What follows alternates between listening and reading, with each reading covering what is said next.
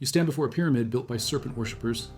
Every March and September, 25,000 bodies packed tight to watch shadows crawl down stone steps. They came for Kukulkan, they came for the snake. But here is what nobody told you. The shadow works for weeks before and after the equinox.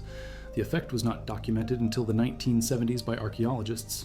No colonial Spanish account mentions it. No Maya text describes it. The serpent you are watching may be a modern discovery projected backward onto ancient intention. Who built this place? Maya or Toltec invaders from 1,000 miles north? The story you were told is collapsing under radiocarbon dates and ceramic analysis. The victims thrown into the sacred cenote were not virgin girls. DNA extracted from 64 skeletons in 2024 revealed they were boys. Young males, many were twins. The pyramid contains 3 pyramids stacked like Russian dolls. The smallest may predate everything we know about this site, and beneath it all sits a cenote so massive that engineers now warn the entire structure could collapse into the earth. Welcome to Chichen Itza. Everything you think you know needs revision. They photograph El Castillo. They walk the Great Ball Court. They hear about feathered serpents and human sacrifice and astronomical precision. But the academic consensus that built that story is fracturing. Let us start with the name. Chichen Itza translates to at the mouth of the well of the Itza. The Itza were water sorcerers. The name points to the sacred cenote 600 feet north of the pyramid. The cenote measures 165 feet north to south and 200 feet east to west. It drops straight down through limestone, freshwater pools at the bottom. For over 1,000 years, people threw offerings into that hole. Gold discs, jade ornaments, copal incense, wooden sculptures with faces covered in beaten gold foil, and bodies. Edward Herbert Thompson bought the site in 1894. He dredged the cenote from 1904 to 1910. He pulled up artifacts and human remains. Many went to Harvard's Peabody Museum. A second Mexican expedition in 1967 used airlifts and divers. They recovered 30,000 objects, over 200 sets of human remains, bones from children to adults. The bones told a story. If you value documented Maya history and current archaeological breakthroughs like this, subscribe. It's the best way to support our work. Also comment from which city you're hearing this from.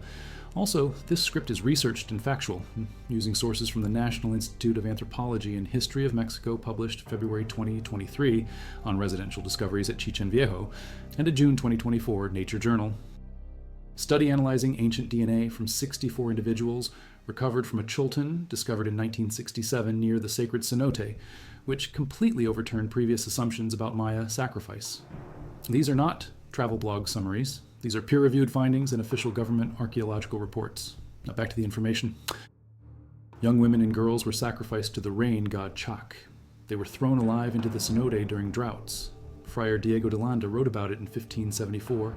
He said the Maya threw men alive into the well and believed they did not die.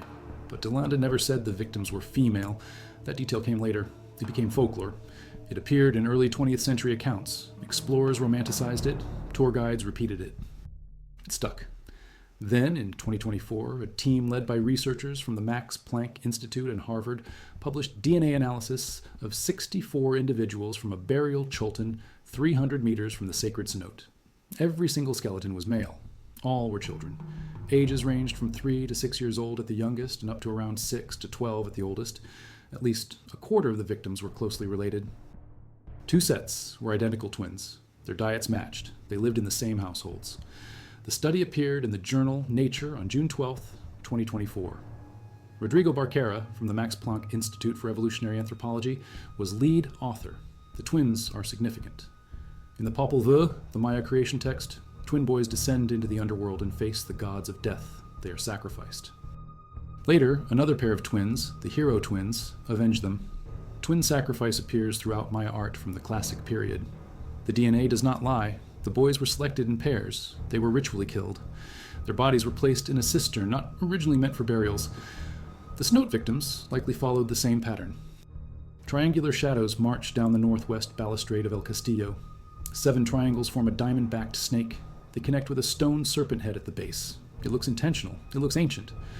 But when was it first observed? Archaeologists working at Chichen Itza in the 1920s and 30s never mentioned it. Sylvanus Morley led Carnegie Institution excavations from 1923 to 1940. No serpent shadow in his reports. Alfred Maudslay photographed the site extensively in the 1880s. He documented carvings and architecture. No equinox effect. The first clear documentation appears in the 1970s. Tour guides noticed it. Researchers confirmed it. By the 1980s, it was marketed. By the 2000s, it was famous. The phenomenon is real. Light and shadow do create the effect. But here's the problem. The shadow appears for several weeks before and after each equinox. It is not a single-day event.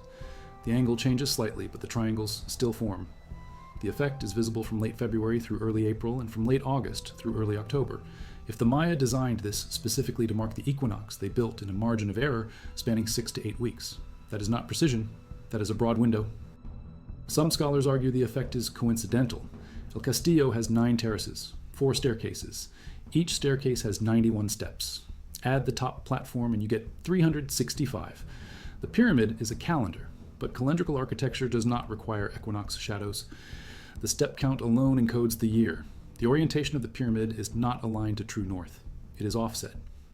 The offset may relate to the path of Venus or the position of the sacred cenote, but it is not equinox specific. We do not have Maya texts describing the shadow serpent. We do not have colonial accounts. The effect may be real. It may even be intentional. But the evidence that the Maya designed it specifically as an equinox marker is thin. What we know for certain is that the modern tourist industry has amplified it into a pilgrimage event. 25,000 people gather twice a year.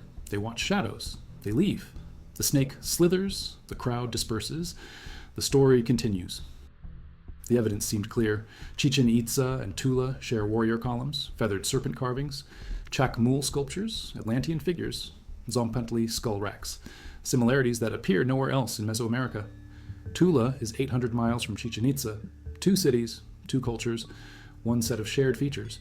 The invasion model explained it. Topiltzin Quetzalcoatl, the Toltec ruler, was exiled from Tula.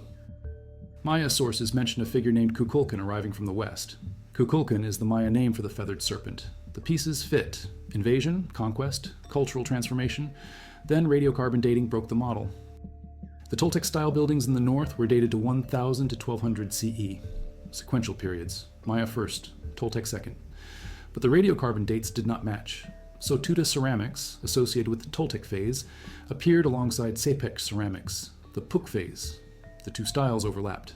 Buildings from both traditions were constructed at the same time, not in sequence, simultaneously. Research published in Ancient Mesoamerica in 2017 by scholars including George Bay and William Ringel analyzed the ceramic stratigraphy. They found that Kepech and Satuta wares were used together from around 850 to 1100 CE. The clear chronological break between Maya and Toltec periods evaporated. If the buildings were contemporaneous, the invasion model fails. You cannot invade a city and impose a new architectural style if that style is already being built before you arrive. The direction of influence may have flowed north, not south. Others argue that both cities drew from a shared Central Mexican tradition without direct conquest. The debate continues. What is certain is that the old story, Toltec invaders take over Maya City, is no longer tenable. Chichen Itza was not conquered. It was a hybrid culture from the start. Maya and Central Mexican elements developed together. The city was cosmopolitan. It controlled trade routes. Its population included people from across Mesoamerica.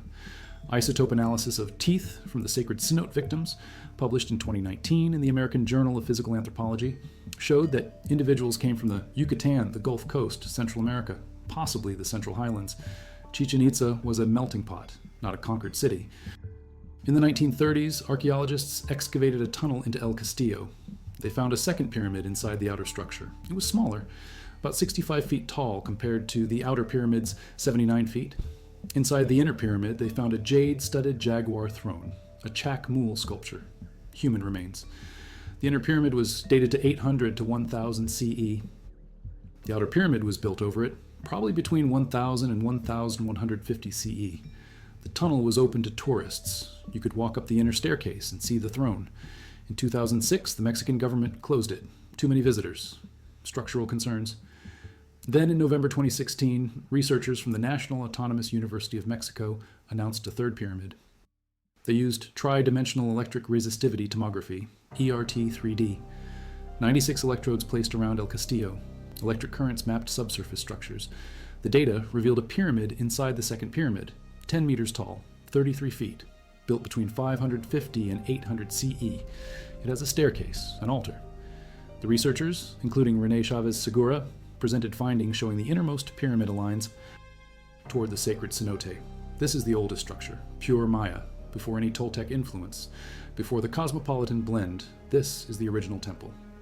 It holds water equivalent to 6 Olympic swimming pools. The cenote sits at the intersection of 4 other cenotes oriented to the cardinal directions: north, south, east, west. El Castillo is the center point, the axis mundi. The Mayans knew about the cenote when they built the pyramid. They knew the ground was hollow. They built on it anyway. The pyramid represents the sacred ceiba tree, the world tree. Its roots reach into the underworld. The cenote is the underworld, Xibalba, the place of fright. Guillermo de Anda Alanis, director of the Great Maya Aquifer Project, explained the symbolism in research published in 2018.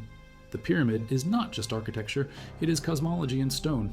But now engineers worry the cenote is connected to underground rivers, water flows through the limestone, the structure is unstable. In 2018, a tunnel was discovered leading from a ruined pyramid on the site toward the cenote beneath El Castillo. The tunnel was sealed by the Maya. Large stones blocked the entrance. Researchers speculate it was intentionally closed to protect access to the underworld or to prevent collapse. The Mexican Institute of Anthropology and History has not excavated the tunnel, too risky. The entire pyramid could collapse into the cenote if the ground shifts. 3 pyramids stacked, 1 massive sinkhole beneath, all of it balanced on porous limestone. Then in February 2023, the National Institute of Anthropology and History announced findings at Chichen Viejo. The area is 1 kilometer from the main plaza. 13 structures were uncovered: the House of the Snails, the House of the Moon, the Palace of the Phalluses, an entrance arch. These were not commoner dwellings. These were elite family compounds. Francisco Perez Ruiz, Aine archaeologist, stated this is the first residential group where a ruler lived with his entire family. Inside one structure, they found burnt human bones, 5 jaws, jade necklaces, spear points, ceramic vessels. The bones belonged to someone from the elite, possibly a ruler. The residential complex was in use from the Terminal Classic through the early Post-Classic, around 800 to 1200 CE. The discovery changes the understanding of Chichen Itza's social organization.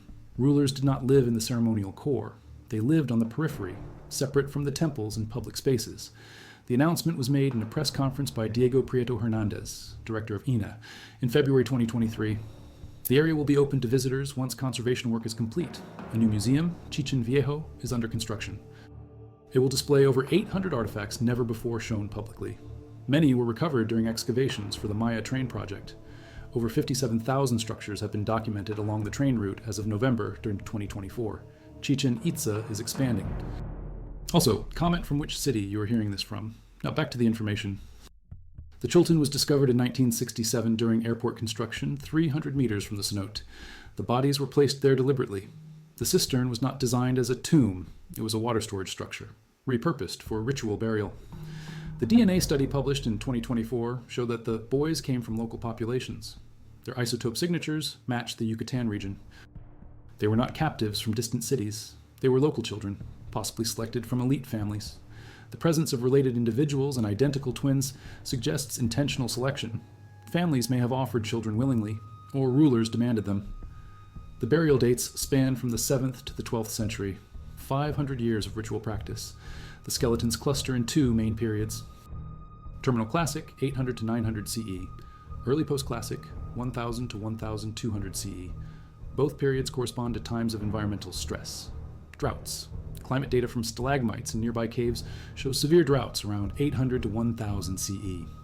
The rituals intensified during times of crisis. Rain was essential. Agriculture depended on it. The cenotes were portals to the rain gods. Sacrifice ensured favor. The imagery is clear. Someone was killed.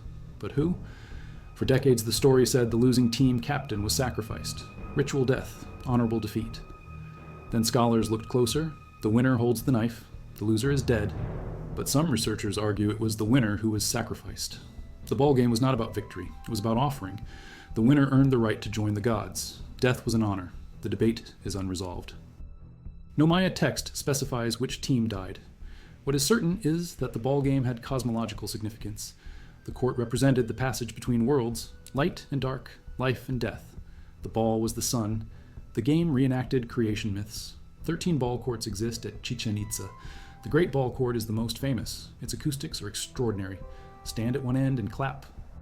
The echo travels 545 feet to the opposite end.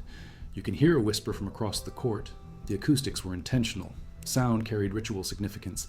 Speech was power. The court was designed to amplify it. They appear in central Mexico, Toltec influence, but El Caracol predates the supposed Toltec invasion. It was built around 800 to 900 CE. The windows align with astronomical events, the setting sun at the equinoxes, the rising and setting points of Venus, the extreme positions of the moon. Over 20 alignments have been identified. Venus was critical to Maya cosmology. The planet had two phases, morning star, evening star. Kukulkan, the feathered serpent, was associated with Venus, the descent and ascent between worlds. Venus cycles repeat every 8 years. 5 Venus synodic periods equal 8 Earth years. The Maya tracked this with precision. El Caracol was a Venus observatory, not just a temple, a scientific instrument. The architecture is engineering. The alignments required mathematical calculation. The Maya developed a base 20-number system. They understood zero. They calculated planetary cycles centuries in advance. El Caracol is evidence of that sophistication. But Venus observation does not require a round building. Why build it this way? Symbolism. The round form echoes Central Mexican architecture. The Venus alignments echo Maya astronomy. The structure is hybrid, like the city itself. He bought Chichen Itza in 1894 for $75. He lived on site for 30 years. He dredged the sacred cenote starting in 1904. Steel buckets, cables, manual labor. He pulled up gold, jade, textiles, wood carvings, human bones. Much of it went to the Peabody Museum at Harvard. Thompson wrote about his findings. He described objects carved with figures wearing gold masks. He found pottery, obsidian, copper, turquoise, objects from across Mesoamerica, gold from as far as Panama, turquoise from the American Southwest. Chichen Itza was a trade hub. The cenote offerings reflected that. But Thompson took the artifacts out of Mexico illegally. The Mexican government sued. A decades-long legal battle followed. In the 1970s, some objects were returned. Others remain at Harvard. Thompson died in 1935. His legacy is complicated. He documented the cenote. He also looted it. The 1967 Mexican expedition recovered more artifacts scientifically. Divers, airlifts, photography, full documentation. Over 30,000 objects cataloged. Clemency Coggins published the findings in the Peabody Museum's 1984 catalog. The cenote was not just a well, it was a repository of power. Objects were ritually broken before being thrown in. Jade beads smashed, gold discs torn, pottery shattered, textiles burned. The destruction was intentional. Offerings were killed before they entered the underworld, like the children. Its port at Isla Cerritos on the northern coast connected it to maritime trade networks. Goods flowed in from the Gulf Coast, Central America, Central Mexico. The city was wealthy. Then around 1200 CE, it collapsed. The population dispersed. The ceremonial center was abandoned. Why? Climate, drought, political fragmentation. The collapse coincides with a severe drought documented in stalagmite records from caves in the region. Research published in 2010 in Earth and Planetary Science Letters analyzed oxygen isotopes in stalagmites from the Yucatan. The data shows a prolonged drought from around 1000 to 1100 CE. Rainfall decreased by 40%. Agriculture failed. Cenotes dried up. Trade routes collapsed. Cities across the Maya lowlands fell during this period. Chichen Itza was not unique, but it also faced internal conflict. Maya sources mention the defeat of Chichen Itza by Mayapan around 1220 CE. Hunactil, ruler of Mayapan, led a coalition of cities against Chichen Itza. The city was sacked, power shifted to Mayapan, but Chichen Itza was not destroyed. It remained a pilgrimage site. Even after the population left, people came to the sacred cenote. They threw offerings. They prayed for rain. The site retained spiritual power. When the Spanish arrived in the early 1500s, Chichen Itza was already ruins. But it was still sacred. But the cenote remained active. Friar Diego de Landa arrived in Yucatan in 1549. He became bishop. He documented Maya culture. He also destroyed it. Landa burned Maya codices. He tortured Maya priests. He banned traditional practices. But he also wrote Relación de las Cosas de Yucatán, an account of Maya life.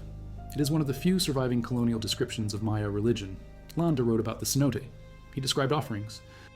He mentioned human sacrifice, but he did not specify who was thrown in. Later readers added details. They assumed young women. They were wrong. Landa's account is valuable. It is also incomplete. He did not understand what he was documenting. He saw devil worship. He missed the cosmology. They found water damage, erosion from below. The cenote beneath was destabilizing the foundation. Emergency conservation began. Steel reinforcements were installed. Drainage systems rerouted water. The cracks were stabilized, but the risk remains. The pyramid is 79 feet tall. It weighs thousands of tons. It sits on a hollow limestone platform above a water-filled sinkhole. The structure is in equilibrium. Well, for now.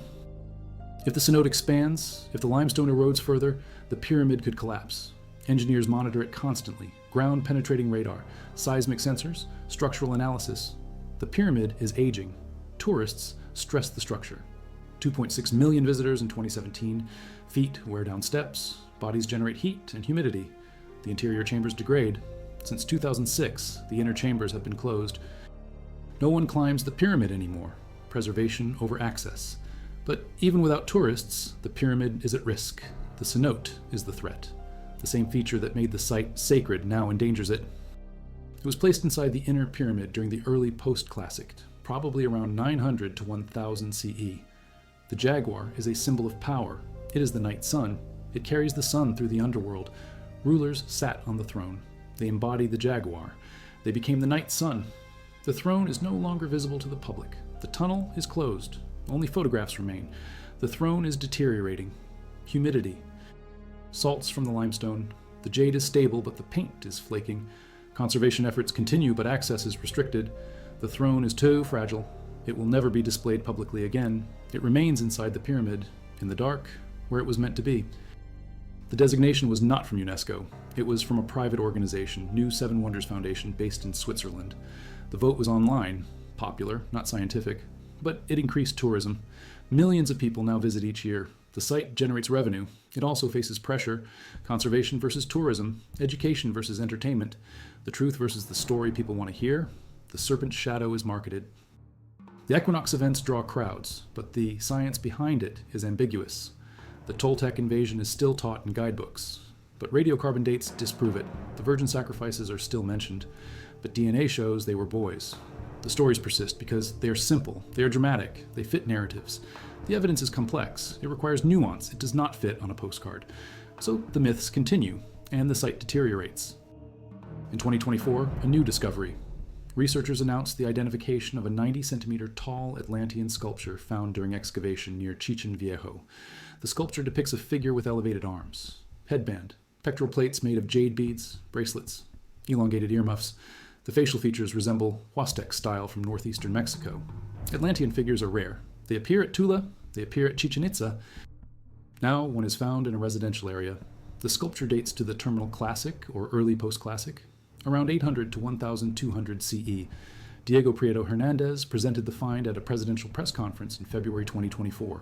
The sculpture suggests ongoing contact between Chichen Itza and regions to the northwest, not invasion. Trade, cultural exchange. The Atlantean figure is not Toltec, it is not Maya. It is hybrid, like everything at Chichen Itza. The museum is 75% complete as of 2023.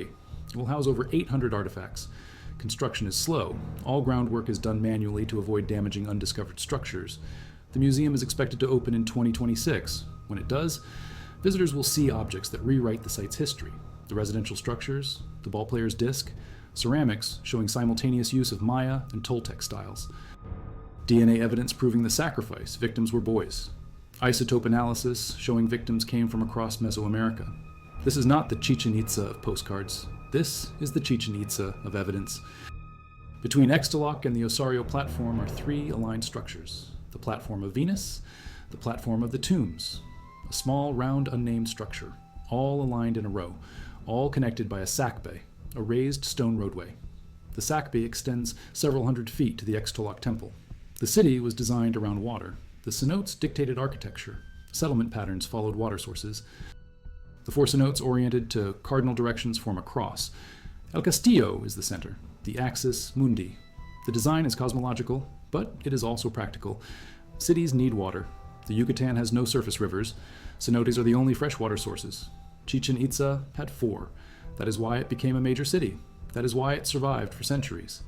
When the droughts came, when the cenotes dried, the city fell. Water determined everything. Mayapan succeeded Chichen Itza as the dominant power in the Yucatan after 1200 CE. Mayapan ruled until 1441 CE. Then it too collapsed. A confederation of cities rebelled. The Yucatan fragmented into small competing states. When the Spanish arrived, there was no central power. The Maya were divided. Conquest was gradual, but Chichen Itza remained important. Pilgrims still came, even under Spanish rule. Even after Catholicism was imposed, the cenote retained power. Offerings continued into the colonial period. The site never fully died, it just transformed. Stevens wrote about Chichen Itza in Incidents of Travel in Yucatan. Catherwood drew detailed illustrations. The book was a bestseller. Chichen Itza entered popular imagination. In the 1870s and 80s, more explorers came. Augustus and Alice Le Plongeon, Théobert Malher, Alfred Maudslay. They photographed, they measured, they excavated. Much of what they removed ended up in museums in Europe and the United States.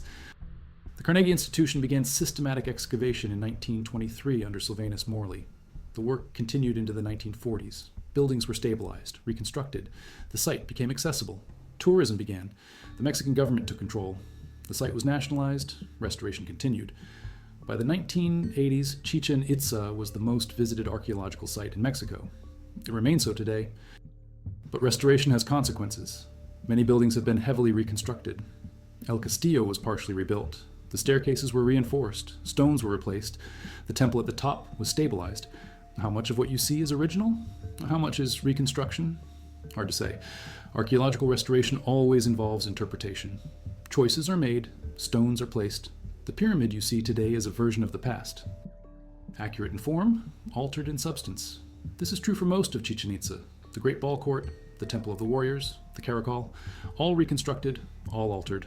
The ruins you visit are curated, cleaned, reinforced, made safe for tourists. The original site was overgrown, collapsed, dangerous. The modern version is sanitized. It is history made digestible. But the evidence remains. The bones in the cenote, the DNA in the labs. The radiocarbon dates, the ceramic analysis, the isotope signatures.